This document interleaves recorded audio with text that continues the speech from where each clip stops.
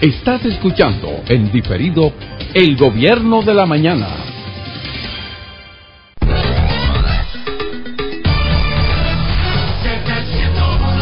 Este es el Gobierno de la Mañana, esta es la Z101, son las 9:28 minutos y recibimos al licenciado Luis Abinader del Partido Revolucionario Moderno. Buenos días, Luis. Buenos días, muchas gracias, don Álvaro, muchas gracias. Gracias a ti por venir. A todos aquí, teníamos un tiempecito que no veníamos, pero... Sí. Pero esa es su casa, licenciado. Eso lo sabemos. Estamos aquí para hablar de algunos temas de importancia que consideramos para el país y para responder también cualquier pregunta que ustedes consideren también de importancia para nuestra querida nación. Hay un tema, don Luis Abinader, que ocupa ahora principalía en el Partido Revolucionario Moderno, donde usted está intentando pues hacerse de la candidatura presidencial. ¿Cuándo escoger al candidato presidencial del PRM y a través de qué método? ¿Si de convención o de encuestas? Primero quiero decirte que el Partido Revolucionario Moderno ha sido un ejemplo de un éxito extraordinario. Es el primer partido en la historia política dominicana que sale de otro partido y se convierte inmediatamente en el mayoritario de los que constituían ese partido. Yo creo que hoy nadie discute de que el Partido Revolucionario Moderno cuenta entre el 90 y el 95% de los antiguos PRDistas. Eso es un éxito extraordinario que muchas veces no evaluamos, ni se ha evaluado en la manera en que debería de hacerse. En ese sentido, este Partido Revolucionario Moderno, que como decía un compañero de San Cristóbal, Mateo Rondón, que el apodo es mayoritario, está haciendo y formándose de manera organizada, sin ningún tipo de problemas de división, que ni los hay ni los habrá. Una situación es que pueda haber competencia, que creo que va a haber competencia, como tiene que haber en un partido democrático, como tiene que haber en un partido que no pertenece ni a Luis Abinader, ni a Hipólito Mejía, ni a Andrés Bautista, ni a Chu, ni a Tony Peña, ni a César Cedeño, no pertenece. Este es un partido que tiene el claro objetivo de ser el partido democrático que haga la oposición en este momento como debe de hacer, y que después en el gobierno pueda hacer las transformaciones, y esto no es un cliché, las transformaciones que necesita el Estado dominicano para poder salir de la pendiente muy peligrosa en que se encuentra. Pero ¿cuándo sería entonces ese proceso? Si el proceso sería a través de selección del candidato presidencial, de una convención o de las encuestas, y más o menos para qué fecha, si sería ya en este año o hay que esperar el año 2015 para eso. Miren, allí nosotros estamos dentro de los estatutos y protocolos que estamos haciendo, es que de los temas del partido, porque todavía se nos escapan esas cosas, de los temas del partido debe hablar los voceros autorizados. Y eso hemos estado trabajando. Esta semana me parece que va a ser una semana de toma de decisiones ya, porque han venido una serie de informes, de análisis, de situaciones que hemos estado esperando para la conformación de los estatutos, unos estatutos que deben de ser modernos, como el mismo nombre del partido. Y entonces yo espero que si no es en esta semana, no pasará de la próxima semana, cuando Andrés Bautista ya anunciará al país no solamente la forma de selección del candidato, sino ya la conformación general del Partido Revolucionario Moderno. Luis, permiso, sí, bueno. Tú no objetas ningún mecanismo. Lo digo porque el otro sector objeta el asunto de la encuesta. ¿Tú estás de acuerdo con cualquier método? Mira, yo no tengo, yo quiero decirle que nosotros no hemos propuesto ningún método. La dirección del partido sí hizo una propuesta sobre el tema de las encuestas. Las encuestas es un método moderno, valga la redundancia, que el último candidato del PRD en México fue a través de encuestas, el del PAN en México también, Bachelet en su primer su primera elección fue hecho por medio de encuesta, y así cantidad de países en Latinoamérica y en otros países. Esto es un método democrático porque se consulta a toda la población, y es un método además moderno y sobre todo muy eficiente en un partido que tiene escasez de recursos para realizar activamente una convención. Sin embargo, don Álvaro, yo no objeto ningún otro procedimiento en que lo importante es que todos los participantes nos podamos poner de acuerdo y que el organismo del lugar sancione esa decisión que se determine. Pero yo estoy preparado para cualquier método. Nosotros estamos preparados para el método que sea, de la forma que sea. ¿Cómo ustedes van a presentarle al país un proceso, el que sea, por el método que sea, en el que salgan limpios y sin jalonarse y borrar esa historia de tanto trauma? O sea, la tarea de ustedes de presentarle al país el candidato que sea en condiciones normales, entre comillas, sin ningún tipo de refriega, es una tremenda encomienda, porque ya se avisó. Pero ya lo estamos haciendo. Pero se avisora de que hay diferencias y cosas ya, desde ya. Tú no viste que Hipólito y yo nos estábamos dando golpes en el pasado domingo. A veces los golpes son más fuertes de los que no se ven. No, pero óyeme, hay cosas que se dicen. En el caso nuestro, nosotros estamos dando el ejemplo. Estamos dando el ejemplo de que dos personas que aspiran pueden compartir, ser amigos, mantener los niveles de cordialidad. Y ustedes no han escuchado de mi parte ningún ataque a Hipólito Mejía, ni lo van a escuchar. Y me imagino que no han escuchado ningún ataque de Hipólito Mejía hacia nosotros. Y me parece que no lo van a escuchar. Entonces de mi parte no lo vas a escuchar. Eso eso lo puedes asegurar. Entonces, en ese sentido, nosotros estamos dando un ejemplo. Ahora, si tú tienes un grupo que te dicen que hay división, que están en problemas todos los días, bueno, pues eso la prensa se hace eco de esas personas que lo dicen, pero no es la realidad. Pero también nosotros son parte de lo que es el día a día de la política, que hay que escuchar y aceptar. Luis, si hay tiempo para estructurar una oferta electoral que pueda competir primero con la plataforma de un expresidente que mantiene unos números altos, o con esa plataforma del gobierno y un presidente que mantiene más de un 70% de aceptación, y el tiempo pasa. ¿Puede preparar el PRM una candidatura capaz de vencer al Partido de la Liberación Dominicana? Mira, estas elecciones están empezando a sudamericanizarse. Estas elecciones dominicanas están empezando a sudamericanizarse. Hace un tiempo decir esa palabra, don Álvaro, era peligrosa. Pero me refiero a los aspectos políticos. Y si bien el partido es importante y se necesita la herramienta por la cual usted va a ir sentado, ya la mayoría de las personas está votando principalmente por el candidato. Y un ejemplo es la diferencia entre Danilo Medina, la votación de Danilo, y la votación de Leonel. Y otra diferencia es la votación de nosotros también internamente. O sea, tanto el caso nuestro como el de Hipólito, y mucho más en lo que era ya el PRD de Miguel, que la diferencia es sustancial. Entonces la gente en una antes se votaba, nosotros calculábamos un 70% por el partido y un 30% por el candidato. Ahora mismo eso puede estar inverso. Se está votando un 70% por el candidato y un 30% por el partido, que es un proceso que ha venido pasando en toda Sudamérica, y por eso yo hablo de la sudamericanización de la política en ese sentido, y que llega aquí, que como don Álvaro recuerda, Juan Bosch hablaba de que a la República Dominicana llegaban los procesos históricos con taquicardia, llegaban tardíos siempre.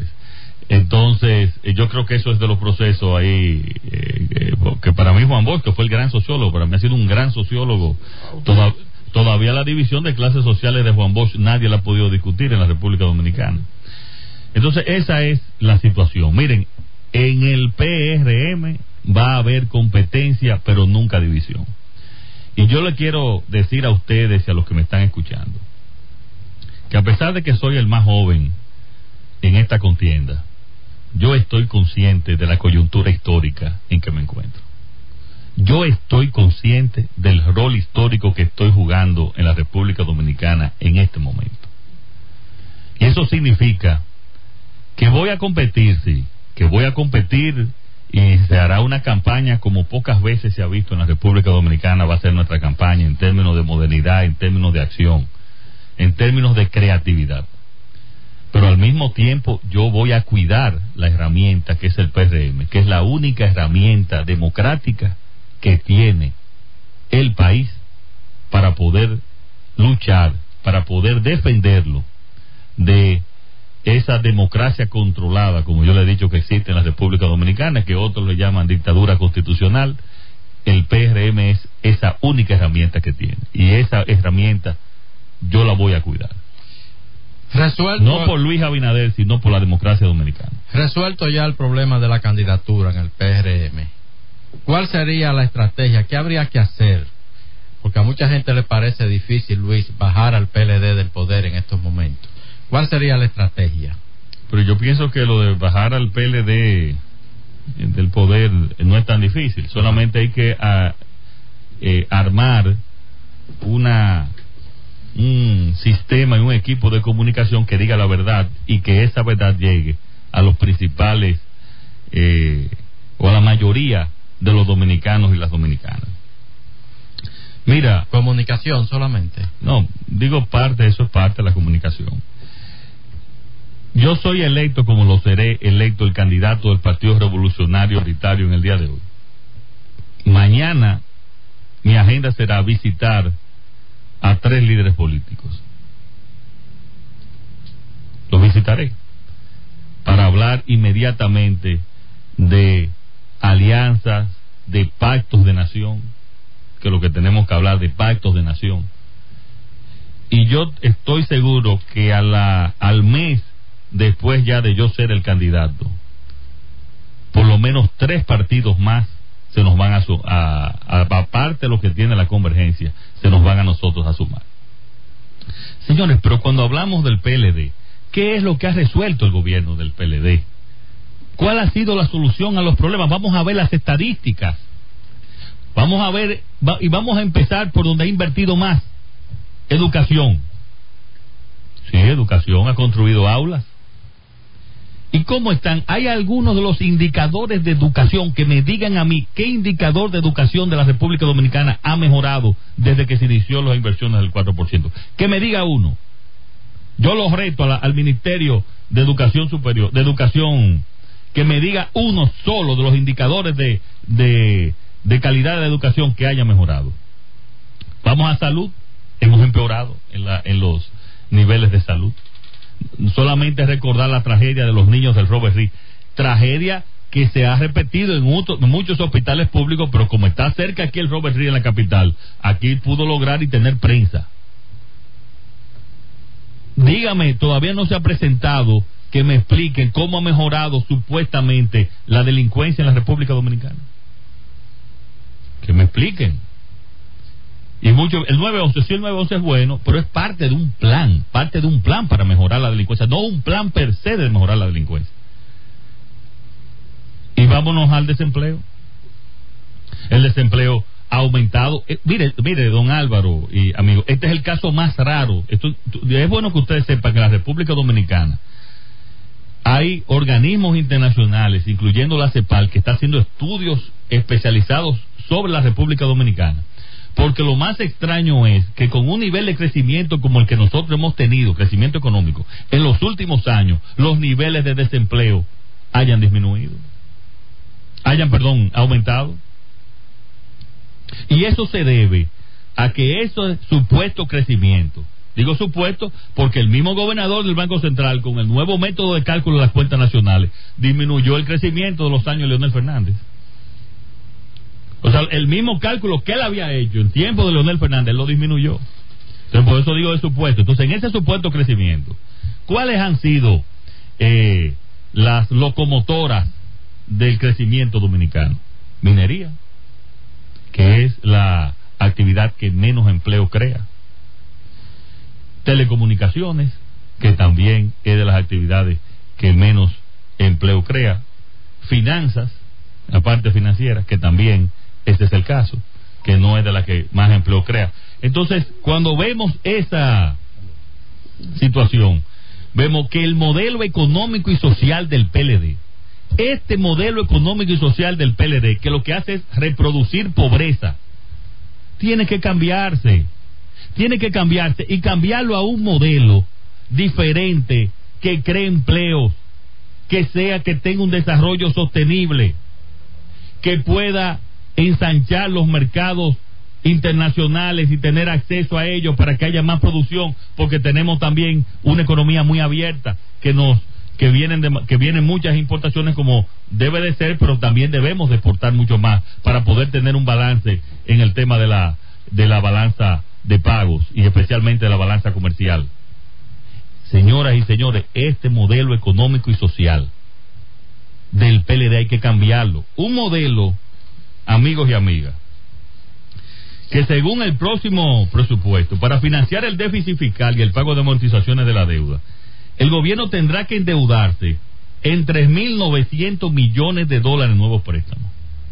Eso es en este presupuesto, y colocándolo principalmente en bonos soberanos. Cifras, señores, que son altamente preocupantes de cara a la sostenibilidad futura de la finanza pública. El país pagará en intereses sobre la deuda pública en este presupuesto unos 2.000 millones de dólares de intereses de la deuda pública. O sea, lo que es un 2.9% del PIB. Y para el año 2015, esos 2.000 millones aumentarán en 16.956 millones de pesos, en aproximadamente unos 400 millones de dólares más. Para amortizar en este año, vamos a amortizar 2.3 millones, 2.300 millones. O sea, vamos a tomar prestado 3.900 y vamos a amortizar 2.300. ¿Cuánto da eso en deuda neta que aumente? 1.700. Eso es 1.600. Eso es insostenible. Ese endeudamiento, continúa ese endeudamiento, y eso es insostenible, y ese es el modelo que tiene que cambiar en la República Dominicana y que nosotros vamos a cambiar. Un modelo, y con esto finalizo esta parte, que el PNUD hace 2 meses dice que a pesar de todo ese crecimiento aumentó la pobreza en la República Dominicana y la clase media ha disminuido. ¿Qué haría? Luis, perdóname, Nayib. Este problema haitiano, el problema de la Comisión Interamericana de Derechos Humanos, las sanciones al país, la campaña de descrédito, la regularización, todo este asunto relacionado con lo que ha pasado de la ley 183 a la fecha. ¿Cómo tú ves la problemática con Haití?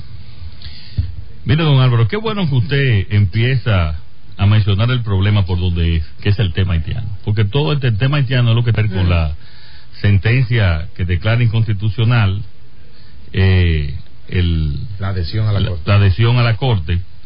Ahora, yo le quiero preguntar a todos los que queremos una República Dominicana y a un grupo que aplaudo sus intenciones, si son verdaderas intenciones de nacionalistas, ¿por qué no nos preocupamos todos en ese presupuesto que yo estaba hablando para aumentar la partida CEFRON, que es la Guardia Especializada de la Frontera?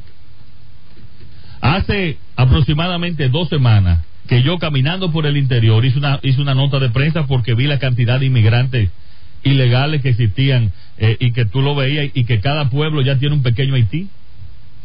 Pero ¿dónde están las autoridades para que permiten que entren todas esas personas por la frontera? ¿Por qué estos nacionalistas no hacen una medida práctica y se van todos? Es más, nos vamos todos al Congreso a pedirle que se duplique los fondos de la CEFRON, que menciona la CEFRON porque es el organismo que está en la frontera y que puede evitar ese tipo de cosas. Pero también a mí me gustaría saber dónde está el director de migración, que con la ley de migración a cualquier empresario que contrate un empleado ilegal, tiene que sancionarlo. Cierto.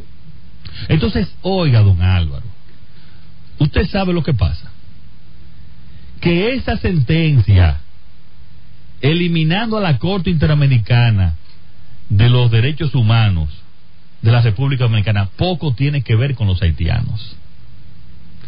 Esas sentencias, ellos preparándose incluso para el proceso eleccionario, para entonces tener un verdadero blindaje, porque lo único que del blindaje de las altas cortes le quedaba era esa Corte Internacional. Si eliminan esa Corte Internacional, entonces ya la decisión de cualquier situación en el país es definitiva. Eso tiene que ver poco con el tema haitiano. Ellos se están preparando incluso para afectar los derechos humanos de muchos para las elecciones. Y yo quiero llamar la atención en eso a los dominicanos y a las dominicanas. Luis. Estoy hablando que se están preparando para afectar los derechos humanos de muchos de los participantes en las elecciones. Y por eso es que están haciendo eso. Ellos, señores, si el gobierno en esto le importara el tema de los haitianos, cerrara y tuviera mucho más control en la frontera y el director de migración estuviera en las calles buscando como lo hay en otros países, que usted tiene que salir de aquí y de manera muy respetuosa se lleva a su país. Eso no se está haciendo. Aquí no es verdad que le importan a la mayoría de esos grupos la inmigración. Ellos están tomando esa excusa para sacarnos de la Corte Interamericana de los Derechos Humanos, para que previo a las elecciones y durante todo ese proceso nosotros no tengamos ninguna otra corte a quien acudir. Eso significa que si esto se hubiera hecho hace muchos años, la familia de Narciso González, por el asesinato de Narciso González, tuvo que ir allá a la Corte Interamericana de los Derechos Humanos porque ninguna corte aquí podía atenderlo. Aquí no solamente estamos hablando de los temas haitianos, además quiero decirle de los procesos y de las enormes situaciones que vamos a sufrir a nosotros por ese aislamiento. Qué bueno que la gente sepa que la Corte, la aceptación de la jurisdicción contenciosa fue emitida el 19 de febrero de 1999 por el entonces presidente de la República, Leonel Fernández. Fue Leonel Fernández que lo firmó, que ahora está en contra. O sea, si nos sale bien está en contra y si nos sale mal está en contra. Pero que también quiero decirle algo. A diferencia de la mayoría de los países, nosotros no tenemos un abogado. Es bueno que la población escuche esto. No hay una oficina de abogados dedicada a defender los casos de República Dominicana en Washington. Somos el hazme reír en la defensa de los casos nuestros. Aquí que son bravucones y que hablan, pero no allá, no hacen nada por defender y por eso hemos perdido la mayoría de los casos, porque no se presentan ninguna defensa ni grupo verdaderamente profesional ni especializado en ese caso. No intercambian documentos, muchas veces no van. Esa es la realidad. Y todo, don Álvaro, Nayib, lo quieren poner como el tema haitiano, esa nubelosa, como está todo el mundo preocupado por ese tema, evidentemente. Entonces todo es así, y ahí están encubriendo primero su enorme incapacidad para manejar estos temas allá en la Corte, por no tener ni buscar los abogados especialistas. Segundo, no les interesa tampoco el tema de control de la inmigración haitiana, porque lo dejan entrar libremente a través de la CEFRON, que en esa frontera yo digo que hay una enorme cuota en esa cosa de corrupción, no solamente con el tráfico de ilegales, sino de todo. Es cierto. Y tampoco le interesa en ese sentido. Señores, a nosotros nos tiraron, fue un humo así que decía haitiano pero no, esa decisión de sacarnos de la Corte Interamericana es una decisión principalmente política y de blindaje legal, para que esas cortes, la mayoría parcializada, no puedan, sean ya, cualquier decisión sea definitoria en estos casos. Pero es un nuevo ingrediente, un elemento nuevo en estas discusiones, en estas polémicas, en esta problemática nacional e internacional. Luis ha introducido, ¿verdad?, un argumento, una base nueva de discusión, y ha desentrañado ¿verdad?, una parte, vamos a decir, desconocida del problema, y usted la acepta o no, pero eso entra ahora en debate, porque ha tenido, Luis, el alcance de ver